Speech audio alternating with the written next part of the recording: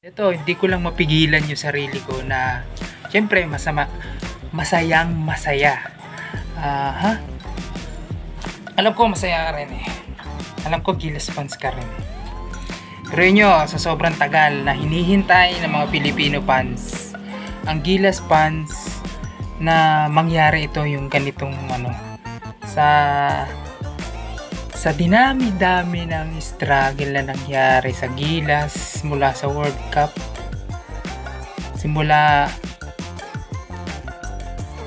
papunta rito sa bago mag Asian Games, nagkaroon ng kaguluhan, hindi naman kaguluhan, totally hindi pagkakaunawa ng both side, or talagang medyo naguluhan yung team, kaya mayroon nawala, mayroong pumalit,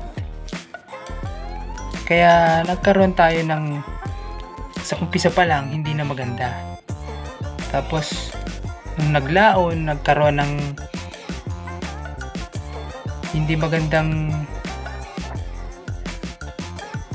hindi magandang pagkakaunawaan. Pero nung nasa competition na, maganda umpisa yung sa Bahrain, maganda yung sa Thailand, tapos nagkaroon ng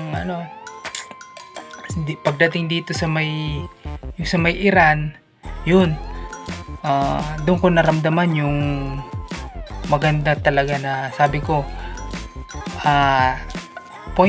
darating sa point na magkakaroon tayo ng magandang posisyon.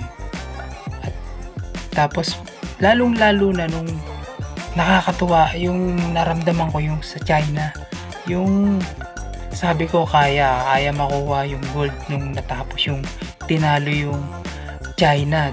Doon ko naramdaman talaga, doon ko naramdaman yung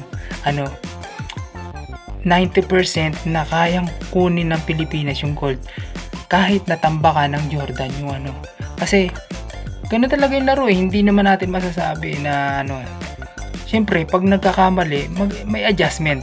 Gano'n katalino yung coach ng Gilas ngayon, si Coach Tim Cone. Kaya yun, tapos nagkaroon ng struggle naman yung hindi magandang shooting si RHJ. Kung napanood mo yung laban, hindi maganda yung shooting talaga ni RHJ. Pero yun mo, ang daming tira, sablay, basta maraming tira. Tapos napakaganda rin ng depensa, credit sa mga Gilas player. Tapos ang pinakang nag-stand out para sa akin, nakita ko doon si Ange Kwame. Grabe yung Ange Kwame, yung sa loob, yung mga ginawa niya, yung mga rebounds niya, mga tapik niya, yung mga pasa sa kanya, grabe, ang gaganda. Tapos si Scotty, halos lahat ng player na nagsakripisyo para sa atin, para sa bayan, para sa pangalan natin, para sa iniintay natin. Alam ko maraming galit dyan on the both side, on the other side ng basketball. Isa na ako doon na siyempre nakikita ko yung Pilipinas, yung mga mangingisda natin na ganun na lang kung pagtabuyan ng mga Chinese Coast Guard. So ayun, basta everybody happy tayo. At least naging masaya ang buong Pilipinas dahil dito sa panalong Gilas. Nanalo tayo ng ginto. Salamat Gilas, kahit papano ang panalong ito para sa atin, para sa amin, para sa taong bayan, sa Gilas Pilipinas fans.